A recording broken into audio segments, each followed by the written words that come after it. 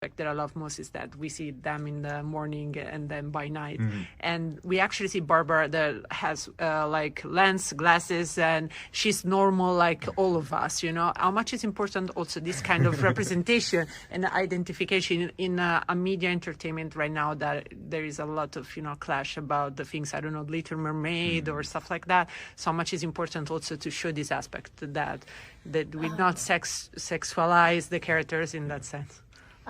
I think it was very important to a lot of us. So I'm very proud that, and you're probably gonna meet, if you haven't already, Anne, for instance. Like, we have a lot of women in leadership on the team, and not just in leadership. We actually have a good number of women devs on the team, and we just felt like we wanted characters that looked like us. Like okay, I don't look like Batgirl or Halloween, but I mean, they are not over the top in any direction.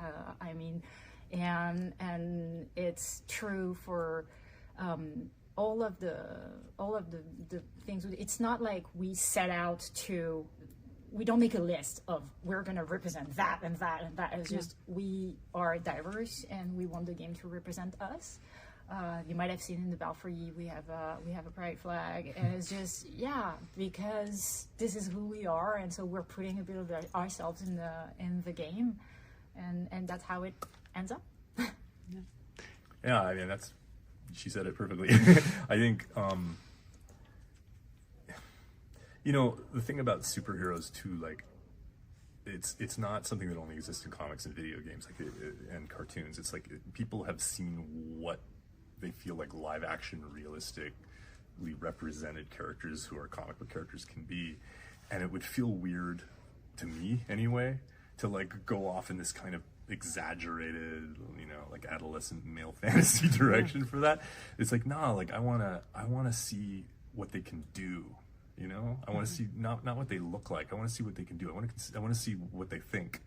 And how they interact with each other. And so I think I mean, across the board, every department had that intention in mind, including our character designers, who really were like, like, let's find ways to make them feel like real people. You know, it's hard sometimes because video games, right? You don't have an unlimited budget to have them change their t-shirt every day or whatever, but like, you want to feel like, these are people that, you know, have to shower and go to the bathroom like everybody. Right? Because the audience of a video game is so wide. You know, you have kids and you have like boomers and even more, and you got the millennials inside that, and each generation looks at the video games in a different way.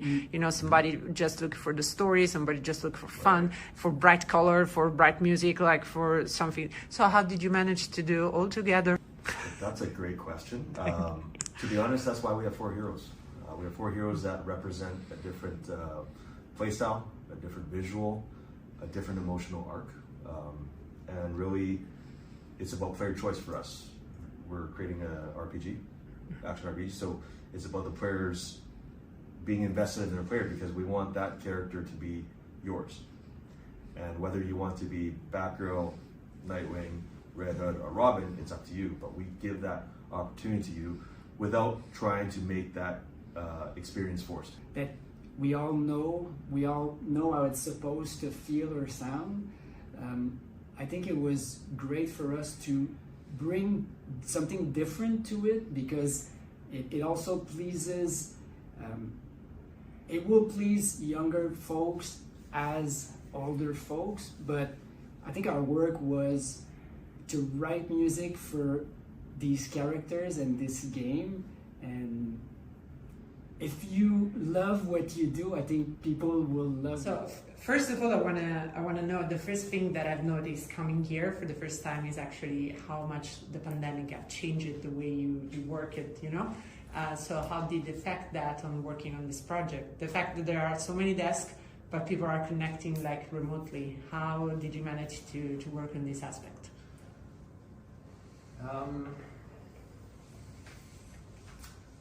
Working, I mean, I guess I'm just gonna say that we learned how to work together remotely. You know, it brought everybody together, changed the way we work. I'm sure it's the same as a lot of other companies. There was like an adjustment period, but we had an amazing IT background us all set up, and then it was just learning how to make it work, new tools and new communication methods. But I think now it's running full speed ahead. You know, it feels good. You know. I completely agree. Like I think right now, like we're just we just learn how to work with it, and I feel like we are like even maybe more efficient than in the past.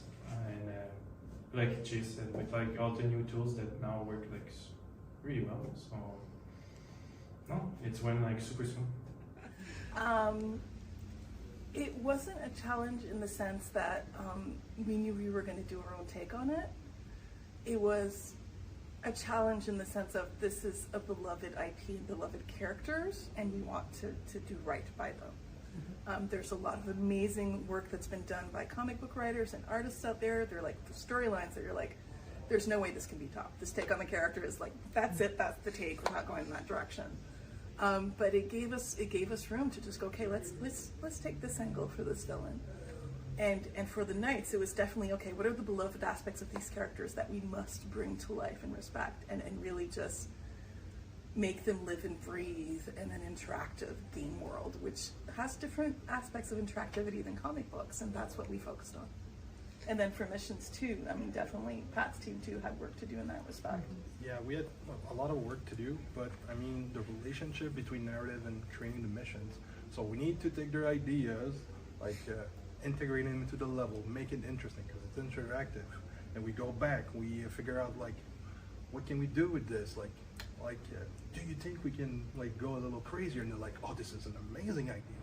And I don't know, since you were saying you have people that work from Italy as well, I don't know if you know this. It's kind of a provocation, but there is a famous singer in Italy, Cesare Cremonini, that sings "Nobody wants to be Robin." I mean, nobody wants to be the sidekick, you know. But I don't know the song. I will send it to you. But you know, the fact is that nobody wants to be the sidekick, and you have 4 sidekicks here that have to, you know, replace their mentor. So how did you work on this aspect of the story? And you know. It's a great question. It was really the creative foundation of Gotham Knights. We were sitting around drawing stuff on a whiteboard, and we decided really early on that we wanted to be a game that you could play with friends. So we were writing all the names of all these cool Batman sidekick characters on the whiteboard, and figuring out how they would work together and what type of crime fighting we would do in Gotham City.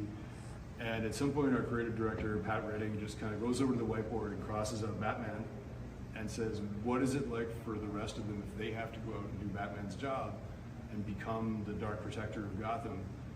And we were all like, yeah, okay, that's what we're making. We're going to do that. So it's funny because I guess all of us have been doing this heroic fantasy of what is it like to not be a sidekick anymore this whole time we've been making the game, and it's really been a foundational part of what we do. Like Jeff mentioned, it was really, that premise was really at the very foundation of Gotham Knights.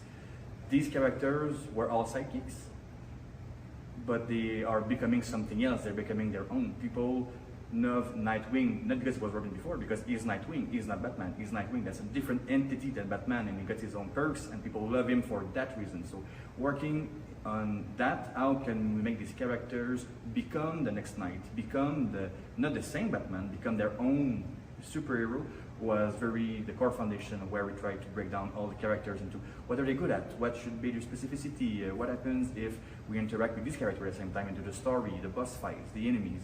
So it was really core foundational to the direction we took. I